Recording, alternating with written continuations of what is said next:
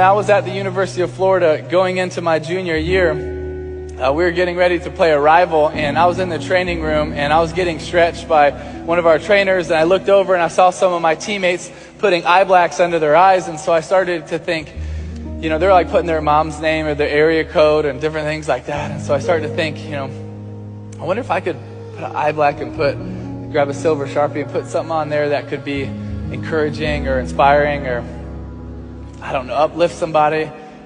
I started to think, well, what should I put? And I started to think, well, God bless. And I was like, I don't know. And then I thought of Philippians 4:13. I can do all things through Christ who strengthens me. I was like, that's an awesome verse for a football player. That's what I'm going to go with. So I put Philippians 4:13 under my eyes, and we went out there and played. And honestly, it really wasn't a big deal. A couple local newspapers wrote about it, but it wasn't that big of a deal. But I kept wearing it under my eyes the entire season, and we get to the SEC championship game against Alabama. We're getting ready to run out of the tunnel. And as a football player, so often it is really tunnel vision. It's the next thing, the next thing, the next thing. You can't afford to step back and look at the big picture because you can just lose focus. So many times it's just locked in to the next thing we have to do.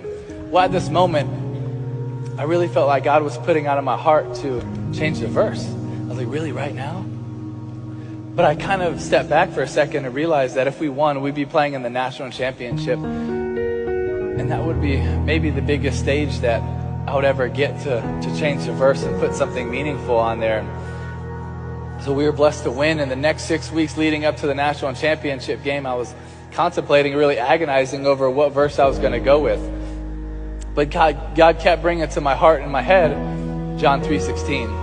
Because as a Christian, that's the essence of our Christianity. It's the essence of our hope. For God so loved the world, he gave his only begotten Son, that whosoever believes in him will not perish, but have everlasting life. That's what we believe in as Christians. So I decided that's the verse I'm going to go with. So 2 nights before the game, I go into my parents' hotel room in Miami, Florida, and they open the door, and I was like, all right, Mom, Dad, I'm going to change the verse. And my mom's super supportive, and my dad's like, have you told Coach Meyer? Because Coach Meyer says he just likes his routines, but that dude is so superstitious, it's ridiculous. If we win with long socks, next week they're even longer. So it's just whatever is working, he's going to stick with it. So he was like, you really need to talk to him. So next day we have our walkthrough. After the walkthrough finishes, I was like, hey, Coach Meyer, can I talk to you? He's like, yeah. He's like, how's your arm, your leg? You feeling good? You got the game plan now? Yeah, I'm good. You know the verse I wear in my eyes? He's like, yeah, Philippians 4:13. I love it. I was like, well, I'm going to change it tomorrow night to John 3:16. What? What are you talking about? You can't change the verse. That verse got us here. I was like, no. So I explained to him why I wanted to go with John 3:16, and he understood, and he was supportive. And honestly, really after that moment, I didn't really think about it.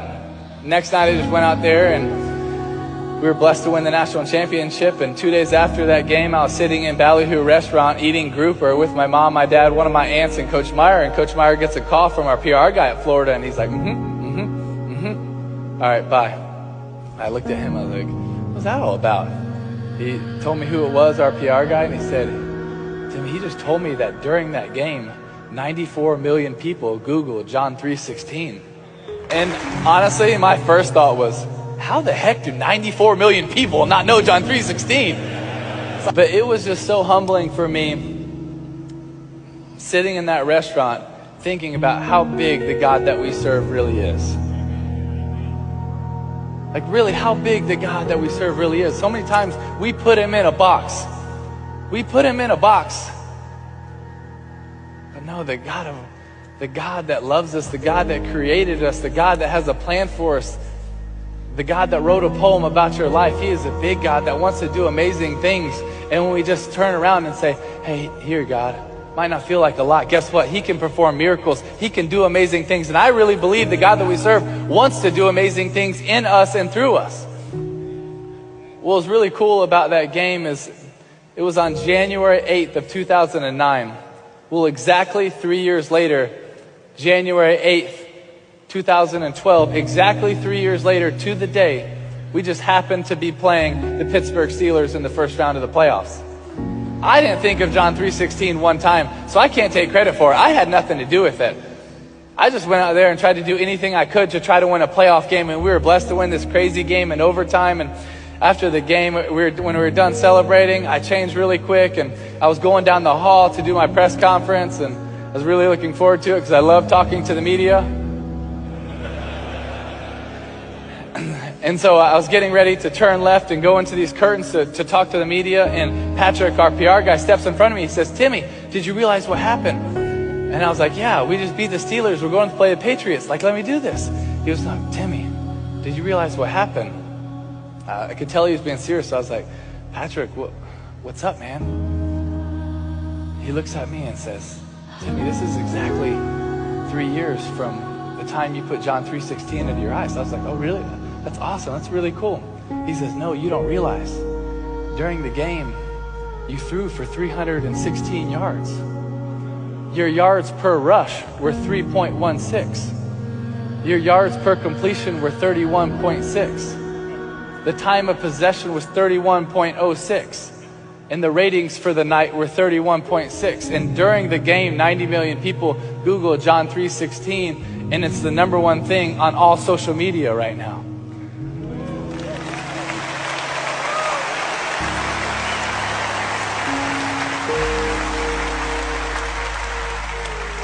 And I was just standing in that hallway thinking, "God, I didn't know that you were doing anything.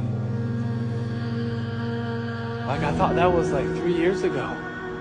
But it's amazing how big the God is that we serve. He took something that I did 3.5 years ago to make a decision, put Philippians 4:13, and then change it for one game. But I thought, hey, this is really cool. We impacted some people, but it's done. But no, God has an awesome plan. He has an awesome plan, and you might not even see what he's doing. You might not even know how he's working. But the amazing thing is when we step out and we show a little courage, we step out and we show a little boldness, what God can do with it in our lives, through our lives. But he's a big God. He's a big God, and he can perform miracles. He can perform miracles. I really believe that he wants to. You have to understand, the God of this universe loves you so much that he sent his son to die for you. If he loves you that much, is he not going to want to fight for you? Is he not going to want to fight with you? Is he not going to want to come through for you? Now, that doesn't mean that life is going to be easy. It's not. But it means that it's going to be worth it. It means that it's going to be worth it.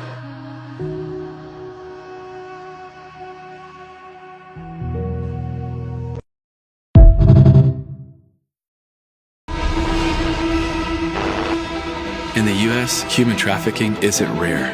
It's rampant. The scale is so vast, even the experts can't agree on the numbers. But here's what we do know, that hundreds of thousands of women, men, and children are trapped in trafficking right here in America. Some estimates say the number is closer to 1 million. You see, it's a marketplace built on brokenness and fueled by demand. A system where the vulnerable are exploited and the buyers walk free.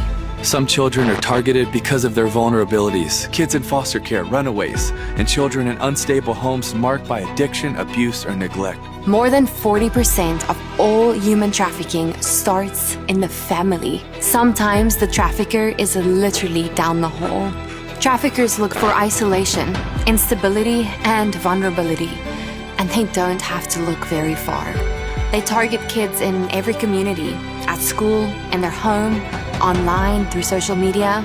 Survivors often say the same thing. Their traffickers offer love and protection, but deliver pain, control, and exploitation. Once trust is gained and control is locked in, many of these kids are sold online on websites where men post reviews like they're rating a restaurant. Every day, more than 300,000 new sex ads go up, and thousands involve minors. And the buyers, they know exactly what they're doing and almost never face consequences. They browse and shop for sex with children just like we shop on Amazon. One buyer from Los Angeles said, "She is an object placed there by society for men like us to use and move on with life." You see, these websites are absolutely heartbreaking, but they're also a clue. They're a starting point. They're a way to find the child very few are looking for. At the Tim Tebow Foundation, we believe together with you, Our partners in law enforcement, we can defend the vulnerable, disrupt the demand. Our strategy? Build a nationwide ecosystem that attacks trafficking state by state from every angle. How? Find the one. We will find and safeguard as many children as we possibly can. Using advanced technologies, we will locate victims faster and bring them home before traffickers can exploit them again. Pursue the buyer. We will pursue the buyer who fuels the trafficking industry. By supporting law enforcement and executing undercover sting operations, we will expose the offenders and stop them before they can harm another child. Because exploitation, it hides in plain sight, but we see it and we're not looking away, and we have to fight back. This is disrupt. To disrupt means to cause a disturbance, to break apart, to radically alter the course of something. But it's not just about making noise, it's about interrupting a system that's gone unchecked for far too long. It's about fighting for the MVP, the most vulnerable people. Because every boy and girl is created in God's image, is worthy of love, is worthy of freedom, is worthy of us doing anything and everything to leverage whatever we have for the sake of one more, to find one more, to deter one of these men from buying her one more time. If that was your boy or girl, what would you do?